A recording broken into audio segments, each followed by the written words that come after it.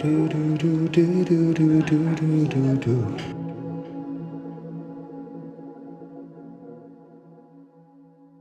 Just, Mr. Toad, and we have Dr. Frog. excellent. And this is the New Orleans edition because there's another podcast called the Red Bean Podcast, but Is there really? I believe so. But we had to put the New Orleans. Well, ours is better. I think ours is better because we're the New Orleans edition. I didn't know there was another red beans out there. I don't know. I think it's like cooking channel. But you know what? They don't soak them from Saturday, Sunday. See, I You soak. got to soak them all Sunday. Man, I soak my Slice 'em. at least 3 days, and Do you really? 3 days? 3 days. I slice up onions and green peppers. What do you use, Zatarans? Like, No, I just soak them in like a Tupperware Straight up container. red- Yeah, yeah. and then you just let them soften you're up. going to have to show me some of your recipes. You've eaten some of my beans before. Oh, I've eaten all of your food. Yeah. Yeah. And one of the things I always make sure is that it's like that. You always want to drain the water that has been sitting in there because if you don't, then you have the old toot toot toot. And that's what you use to wash, right? Yeah, you got to drain it out. You got to get the fart water out. The fart water. That's the fart water. Because the bubbles. It bubbles. It does bubble, yeah. But it won't bubble as much as Black Lion. Or bubble as much as a crawfish boil. That is true. That is true.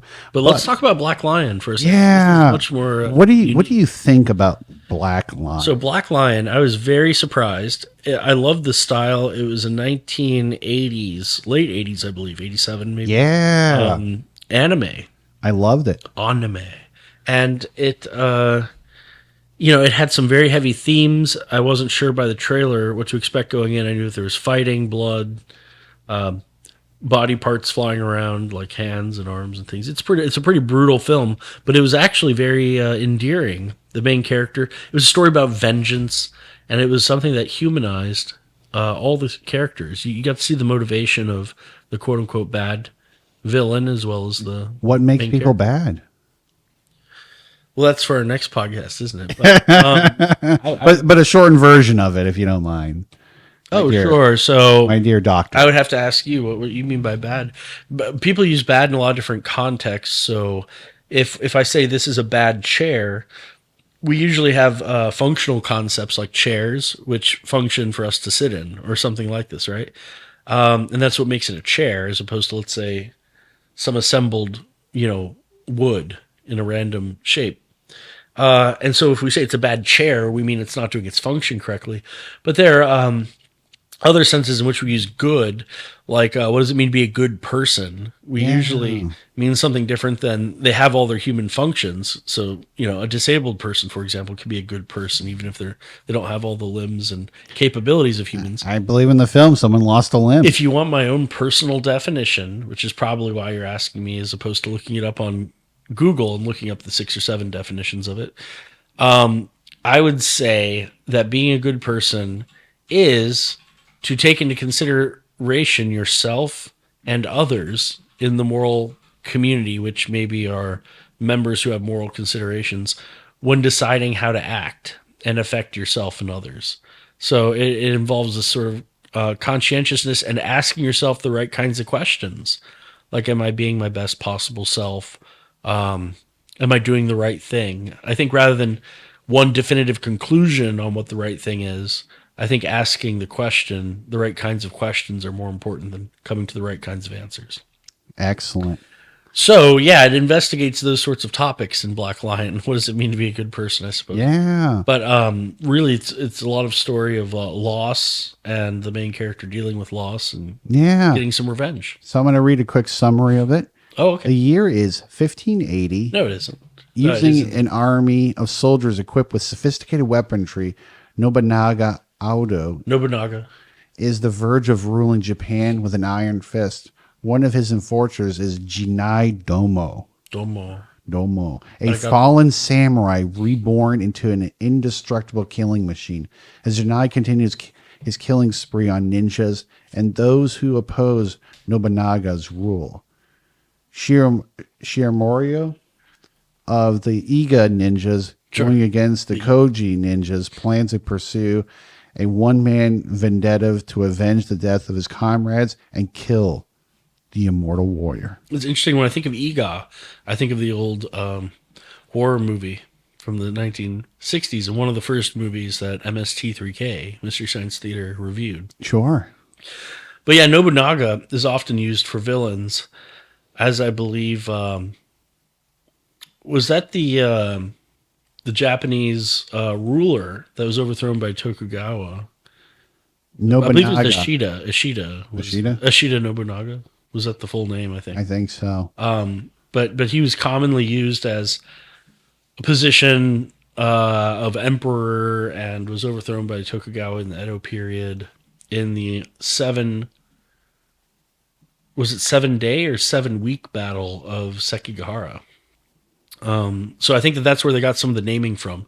Oftentimes you'll see Nobunaga as a sort of villain in some of these older animes. I believe even in the video game of Kokami. Well, no, I don't think Nobunaga was in that. I'm thinking of someone else. Anyway, but so the movie opens with, I believe, the main character having their village destroyed and family destroyed, and they lose everything. And I believe he passes out or something like this. But his he sister was there, and she's trying to save them, and she gets him. killed by Jinai Domo, the immortal ninja killer. The immortal ninja killer. Is that cool? Or what? Can you imagine walking around with a title as the immortal ninja killer?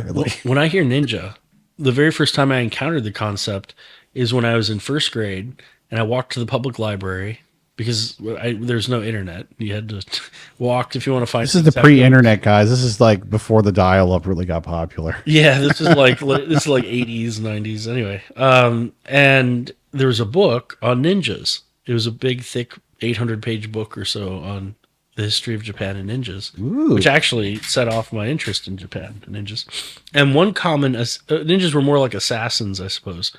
And one technique they would use to kill royalty would be to hide in the toilets with a spear or something like this. There you go. And then wait until the royalty sit down and then poke them up there. Yeah. And it would do the old Vlad and the Impaler move there. And actually, it's a very effective technique, and it's easy to slip out and escape. But speaking of but-ums and filler words, but I think they're getting to the bottom of the situation. Yeah, we're getting I'm really at the end of this joke, aren't I?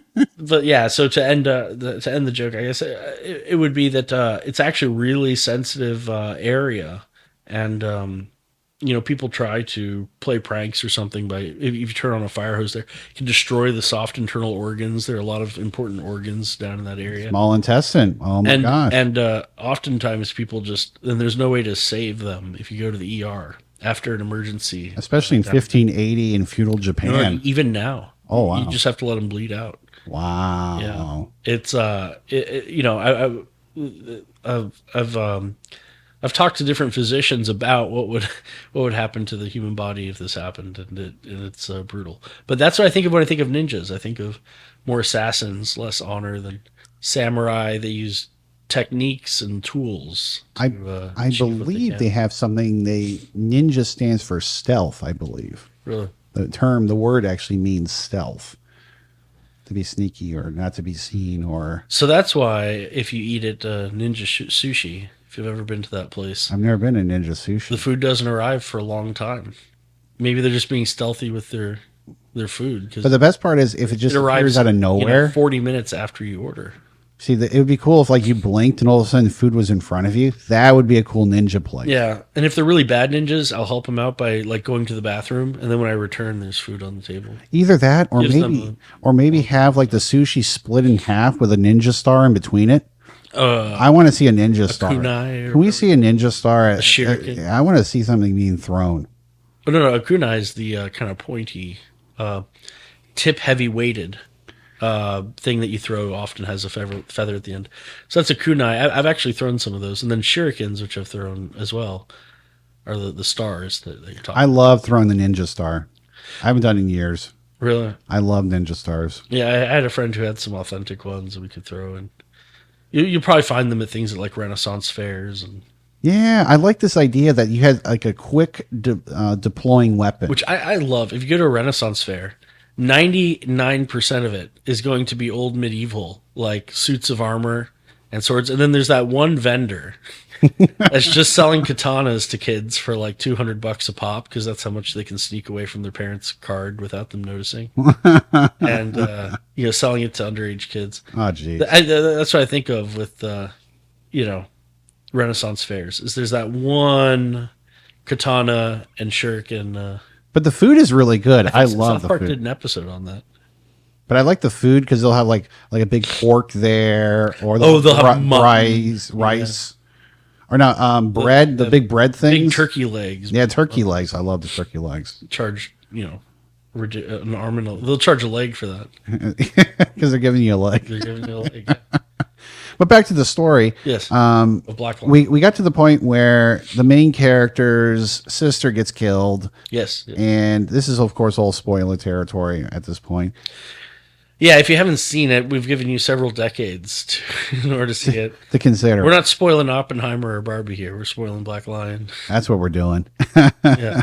But back to the story. So he comes back and he's like, oh my gosh, someone saves him from like laying there and this whole village got killed.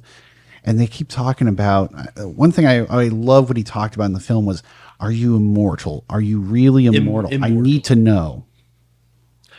Yeah, and oftentimes, especially imagine the situation of actually being in that character's position.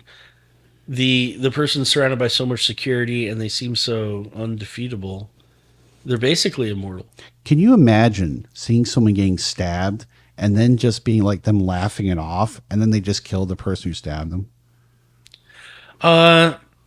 Yeah, I can imagine that.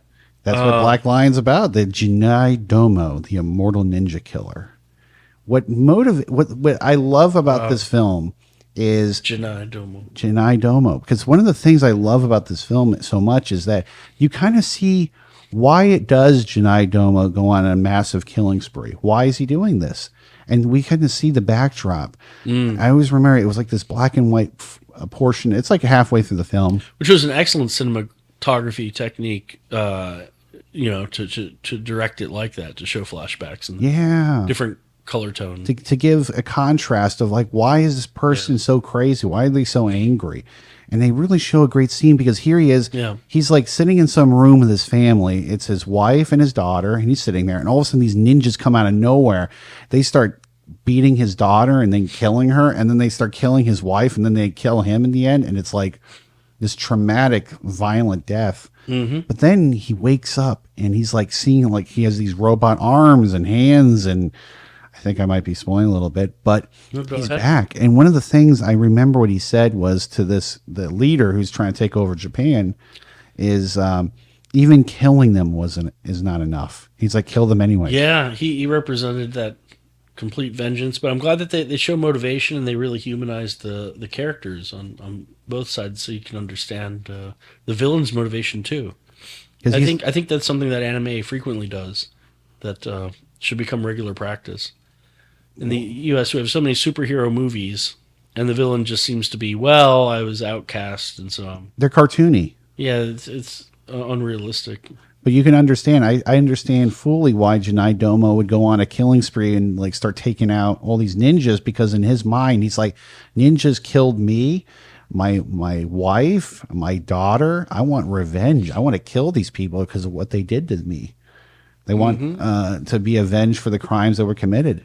And I think one of the powerful aspects of this film is it really shows his motivation. I mean, I think he also enjoys the killing because there's like parts where he's laughing and stuff. But I guess if you have the power to destroy your enemies, would you destroy them? Yeah. Have you ever seen Evangelion? Neon Genesis? Yeah. Yeah. There's sort of the same sort of quandary going on there as well. Is the world worth saving as well? Is another one. Is the medicine worth the medicine worth the side effects to curing the disease? Because sometimes the side effects are worse than the disease themselves, right? Mm-hmm. It's a balancing act of being able to. What else is there you can do? I think there's also themes of honor throughout the film. Vengeance, yeah.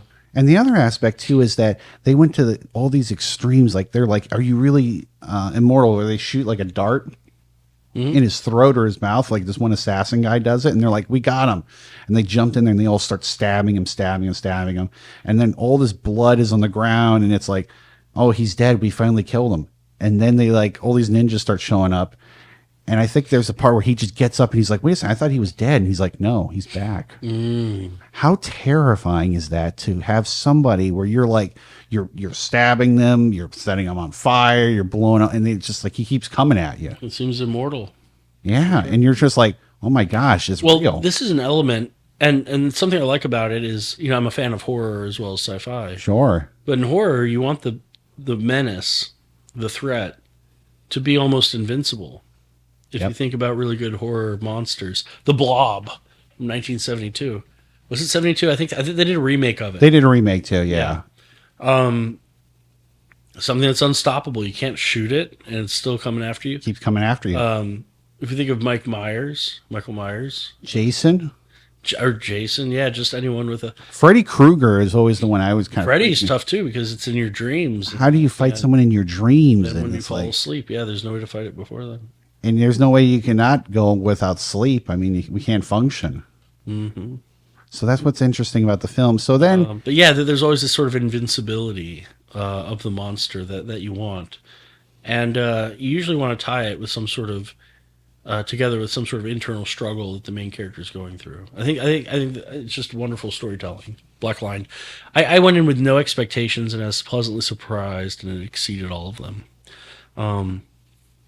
If I had gone in with high expectations, it would have been met. Yeah. I think this is a big recommendation to watch the film.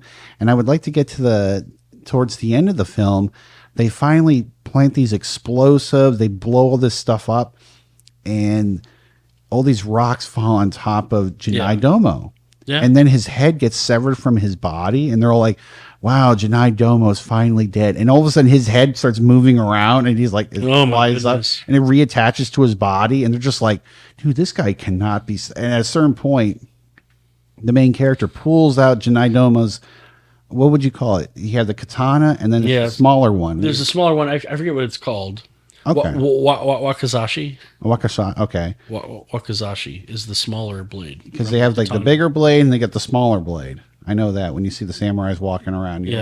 I'm going to say it's the Wakazashi. But I might also be describing a small destroyer vessel from the Japanese Navy in World War II.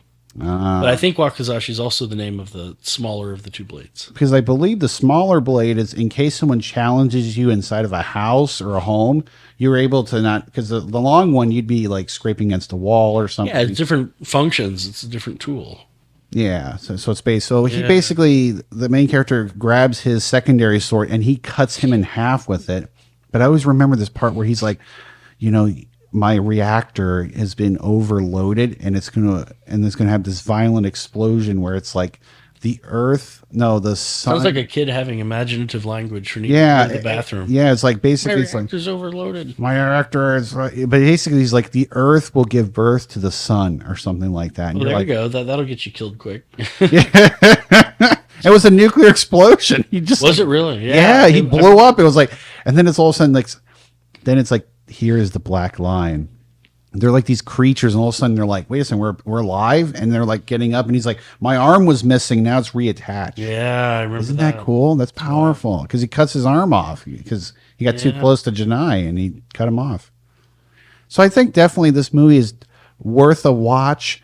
I like how it kind of leaves on a cliffhanger. It kind of makes me want to like check out the manga. Like just to follow, like what is Black Line? Because it sounds like there's two alien races kind of fighting, and they're kind of using our world as like their like playground or something.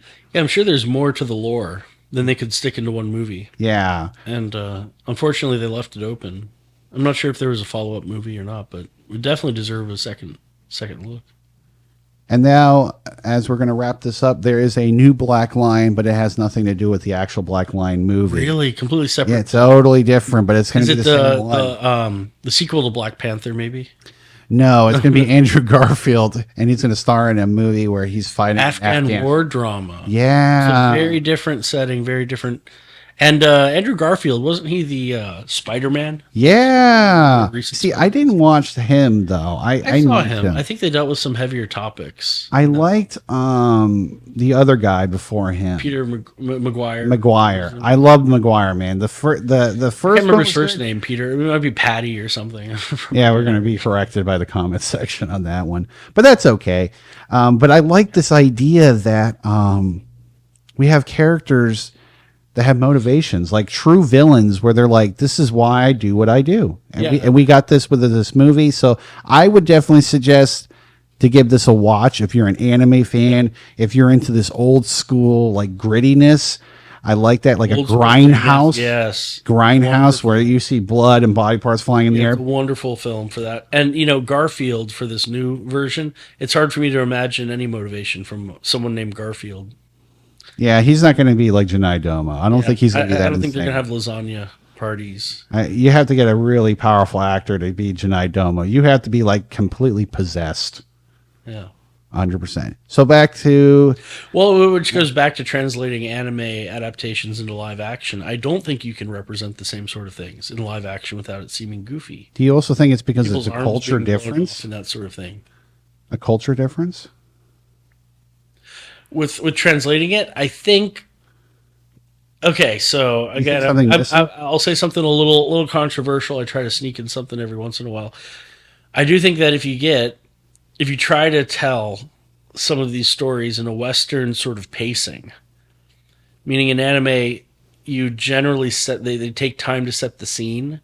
There's more focus on character development rather than actions happening. Whereas in a lot of Western storytelling, I notice there's a lot more focus on what action is happening and less character development. Think of something like Superman. Okay. We're more interested in what Superman does than, his personality. He doesn't have much of a personality, at least in the older original serials. I feel like Japan would make But it in more Japan, emotional. you would probably have a hero who's conflicted, who goes through development, and the actions that take place don't actually matter as much as the internal growth and this sort of thing. So I think in a lot of anime, you'll have a lot more focus on the character development and world and struggle, and less focus on like the actions of what takes place, even if they're bland characters. And let's say, like whenever I compare a Marvel or Avengers movie or something to, something like Black Lion, Yeah. very different. But again, I think also it's just a fact of in anime you can represent things that are more supernatural. And they come across more naturally. Like if someone's arm's blown off and then is regrown. Like Piccolo, for example. When Yeah, he's you can see the fighting original tissue Dragon Ball. and then Yeah, the you flesh. can see it regrow. If you tried that in a live action, it would look kind of goofy. It looked crazy. It would look so surreal and unbelievable that it'd be kind of goofy looking. Because you hard can't to take seriously. Or you can do the Uncanny Valley thing where it's like the thing where it's like it's so hyper realistic it grosses you out. With the new One Piece anime that Netflix is adapting into See, I have live not action. watched that. I don't know. I'm kind of on the fence on Well, that. in the original show, there's it's hand drawn, so you might like it, and it's been Okay. around since the '90s. Really good animation, good story. I've only gone through probably the first arc of the actual anime One Piece, but in the live action, when someone's arms extending to an unnatural length, or when there's things that's over the top, and you depict it in live action, it comes across as cartoonish and less real. Very bizarre. It doesn't look as good for the medium, in my opinion. But we'll see what happens, given that it shouldn't matter because this Black Line is completely unrelated with the anime Black Line from the 80s. Yeah. And But good luck to Andrew Garfield Yep. and the Afghan War. Yeah. And I think overall, I'm giving this a thumbs up to watch Black Line. How about you, Dr. Frog? Yeah, I really enjoyed watching it. I like the setting. It seemed like Edo period, late 1600s Japan or something like 18. Was it 18? I'd have to. Oh, it says the setting in the... Yeah. So is this after the Mihan Restoration? I forget my This is periods. 1580. Oh, 1580. Okay. 1580. Which I still think is in the Edo period. Yeah. 'Cause If you look up periods in Japan. my whole thing is just But we're either way, looking at it's, some of the imagery spears and swords and these things. in their faces. I think there's some gunpowder, isn't there? Yeah, no, there's actually full-on machine guns and robots. They Remember? include robots and... Oh man, Yeah. it was so No, crazy. They do include some... This is what I love about this film is that You got samurais, you got ninjas, you got robots killing each other. So it's definitely not going for realism. No, they got So nuclear it's explosions. You nuclear got body explosions. parts flying in the air. People are getting killed left and right. You have a main character who's like, my entire life's purpose is to kill this one guy. That's my life purpose. Like, he killed my sister and he killed everyone in my village. Right there. Yeah, and we're watching it. And you just look at the power, his anger. Cutting rocks in half and boulders. Yeah. And you got all these ninjas running. But then here we go. The That action part. sequences are just amazing. And then you look at it. He's like the motivation of why do I do what I do. Very cinematographic. So I give this definitely a thumbs up. And I think... Yeah, thumbs up. Yeah, go watch it if you're interested. If you're not, don't watch it. I don't know. So we're going to wrap this up. This is an episode of the Red Bean Podcast. It's our movie New review. Orleans edition. New Orleans edition. You got it. Spicier than others. But this is a review of Black Line. It's just kind of a cursory review. Yes. Just some of the ideas that I got when I watched this this movie, and it's like it was something I had to share with other people. So I'm glad you got to share with me. All right. Take care. Alrighty, have a good one, guys.